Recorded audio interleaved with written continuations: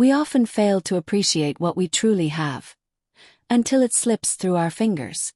And by the time the truth hits us, the damage is often beyond repair. This is the story of a woman who watched the man she loved fall away, bit by bit, and deep down she knew her decisions were to blame. Let's begin. I still remember the look in his eyes the last time he saw me. It wasn't fury. It wasn't disgust.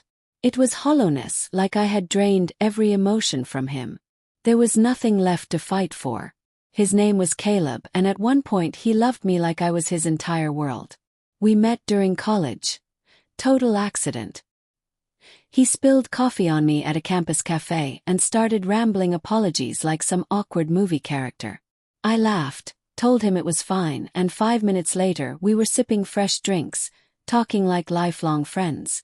Caleb was the type who genuinely listened. You could mention something small, your favorite snack as a kid or the name of a childhood pet, and months later he'd bring it up. I didn't even know men like that existed. He made me feel noticed, understood, and safe. We were joined at the hip. For 5 years it was us against everything. Career changes, personal losses, family drama. No matter what, we stood together. He was even by my side when my mom got diagnosed with cancer. He didn't just support me emotionally.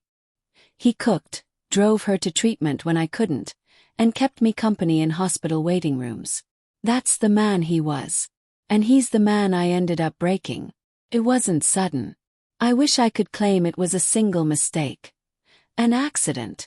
But the reality is darker. I didn't betray Caleb with just one person.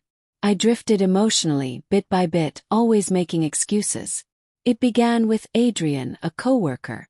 Adrian knew he was handsome and used it like a charm.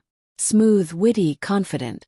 But unlike Caleb, he didn't ask how I was doing or bring me a drink when I looked worn out. He flirted, teased, and made me feel wanted in a way I hadn't felt in ages. Caleb was still amazing, steady, loving, but I started craving that rush that spark Adrian brought. At first, it was innocent. Texting jokes, laughing at work, a few casual team drinks. I didn't tell Caleb about Adrian. Not because I thought I was doing something wrong, but because I knew how it would seem. And deep down, I knew I was crossing a line. That line finally disappeared during a company retreat. Too much wine, too little distance. Adrian kissed me. And I kissed him back. We didn't sleep together, but we didn't need to. My loyalty was already broken. I cried the next day, told myself it was a mistake, promised to cut ties. And I did for about 2 weeks. Then it started all over again. Secret lunches, deleted messages, more moments I told myself were harmless. The worst part. Caleb trusted me completely. He never checked my phone. Never questioned my whereabouts. He believed in me more than anyone ever had. And I used that belief to hide what I was doing. Eventually the lies caught up, not because I admitted anything but because I got careless. One night I left my phone unlocked while taking a shower. Caleb wasn't the type to snoop, but he got a text from his sister about her engagement and grabbed my phone, thinking it was his. That's when he saw the messages. He didn't confront me right away. I stepped out of the shower and saw him sitting there, silent, pale, holding my phone. I instantly knew. I could only whisper his name, Caleb. He didn't scream. He didn't cry. He simply placed the phone on the nightstand, nodded once and walked out. He didn't return that night. Or the next. The silence was more painful than any argument. 3 days later he sent a message. I need space. I'm staying at my brother's. Begged. Sub. I left voicemails. Nothing. I even showed up at his brother's house. But Caleb refused to see me.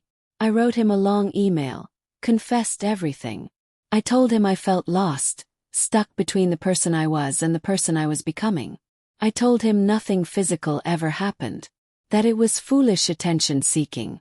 That I still loved him. That I never stopped. He read it but didn't respond. Weeks turned into months. Slowly, his things vanished from the apartment. A jacket, boots, a picture frame. Until eventually he was gone. Only my guilt remained. I tried therapy. I tried writing things down. I even messaged him again around the holidays. This time he replied, "Please stop." He said, "I don't hate you, but I can't begin to heal with you in my life." That shattered me more than anything. It's been over a year now. I still check his social media now and then. He's in a new city, new job. He looks peaceful, happy.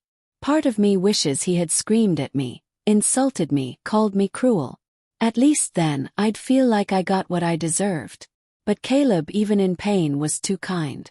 And that's what hurts the most. Because I didn't just lose him. I ruined him.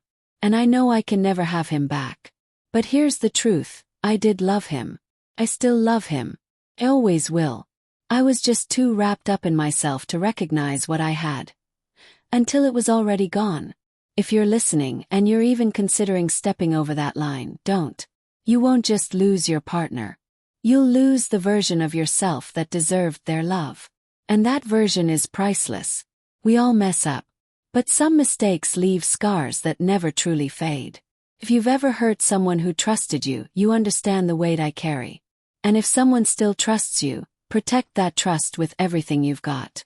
Because once trust is gone, love often doesn't survive.